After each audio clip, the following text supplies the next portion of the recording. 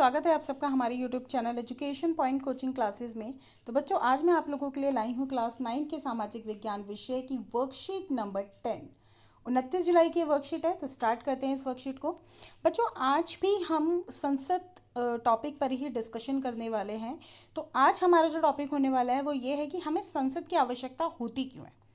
Last worksheet में हमने पढ़ा था कि संसद होती क्या है, पर क्वेश्चन ये उठता है कि इसकी आवश्यकता ही क्यों है, ज़रूरत ही क्यों है कि हमें इसको बनाना है या इसका प्रयोग करना है। तो अगर बात की जाए इसकी भूमिका की, देखो अगर हमें किसी की आवश्यकता को समझना है तो पहले हमें देखना होगा कि वो कार्य क्या करती है। तो हमारे देश भारत को बहुत सारे निर्वाचन क्षेत्रों यानी कि चुनाव क्षेत्रों में बांटा गया है, क्योंकि भारत इतना बड़ा क्षेत्र है। एक चुनाव क्षेत्र में तो हम इलेक्शन नहीं करा सकते, इसलिए उसको सब यूनिट्स में डिवाइड किया गया है। कोशिश ये की गई है कि हर यूनिट में इक्वल पॉपुलेशन को लाया जाए। प्रत्येक निर्वाचन क्षेत्र में से एक व्यक्ति को चुनाव जीतने पर संसद में भेजा जाता है। जैसे मान लीजिए 545 हैं इस वक्त, तो इसमें से कितने कैंडिडेट्स आएंगे? 545 आएंगे, जिनको हम बोलते हैं सांसद यानी कि मेंबर ऑफ पार्लियामेंट।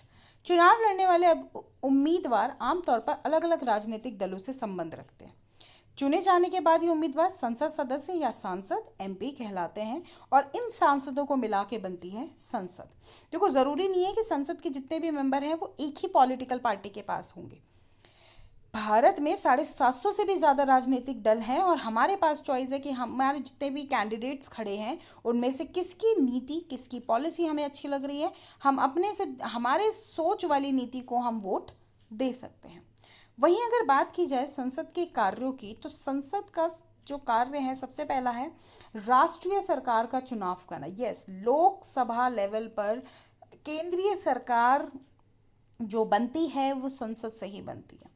तो भारतीय संसद राष्ट्रपति, राज्यसभा और लोकसभा को मिलाकर बनती है। तो वहीं लोकसभा चुनाव के बाद बहुमत प्राप्त राजनीतिक दल की ही सरकार बना पाता है, यानी कि 545 में से जिसको 51% वोट मिलेंगे उसी की जो सरकार है वो बन सकती है।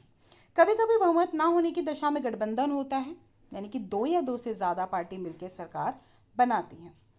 संसद में बहुमत प्राप्त दल का विरोध करने वाले राजनीतिक दल विपक्षी दल कहलाते हैं। यानी कि मान लीजिए अगर 100 सीटें हैं, एक को 60 मिली हैं, एक को 30 मिली हैं और एक को 10 मिली हैं, तो ये वाली जो पार्टी है ये ऑपोजिशन का काम करेगी और ये भी करेगी, पर जो प्रभाव है वो इसका थोड़ा सा 30 वाली का थोड़ा सा ज़्यादा रहेगा। प्रधानमंत्री सत्ताधारी शासन करने वाला दल का मुखिया होता है। तो वहीं प्रधानमंत्री अन्य मंत्रियों का चुनाव करता है, जैसे कि स्वास्थ्य मंत्री कौन होगा, शिक्षा मंत्री कौन होगा, वित्त मंत्री कौन होगा, और चाहे तो वो इनकी जिम्मेदारियों को बदल भी सकता है। तो प्रधानमंत्री जो है वो केंद्र सरकार के बिल्कुल केंद्र में होता है। सरकार को नियंत्रित कैसे रखा जाए, तो संसद के सत्र में जितने भी सांसद होते हैं उसमें प्रश्नकाल आता है। प्रश्नकाल क्या होता है? जिसमें कि जो ऑपोजिशन पार्टी के लोग बैठे हुए हैं वो जो सरकार के लोग हैं उनसे प्रश्न पूछ सकते हैं। इसके जरिए संसद कार्यपालिका को नियंत्रित करती है। सवालों के माध्यम से सरकार से खामियां और कमियों के बारे में पूछा जाता है कि भाई ये गलती हुई है तो कैसे हुई। इस तरह सरकार को भी जनता के प्रतिनिधियों यानी कि सांसदों के द्वारा जनता की राय बना जानने का मौका मिलता है। देखो, अगर मान ले, जरूरी तो नहीं जिस पार्टी को हमने वोट दिया उसी की सरकार बने, पर हो सकता है हमारा जो सांसद सिलेक्ट होकर वहाँ बैठा है वो हमारे पॉइंट ऑफ व्यूज को वहाँ पे पूछेगा, क्वेश्चन हमारे पूछेगा। तो लोकतंत्र के स्वस्थ संचालन में विपक्षी दल की एक बहुत बड़ी भूमिका होती है, क्योंकि इस विपक्षी दल का कार्य ही यही होता है कि सरकार क्या कार्य कर रही है उसके कार्यों को देखे, और अगर उसकी कोई कमियां हैं, कोई खामियां हैं, तो वो जनता तक पहुंचाए। या और सिंपल शब्द में बोलूँ तो वो कहानियाँ इसलिए भी बताएंगे ताकि हम जनता को उसकी कमी पता चले और नेक्स्ट टाइम जो पार्टी नहीं जीती है वो जीत सके।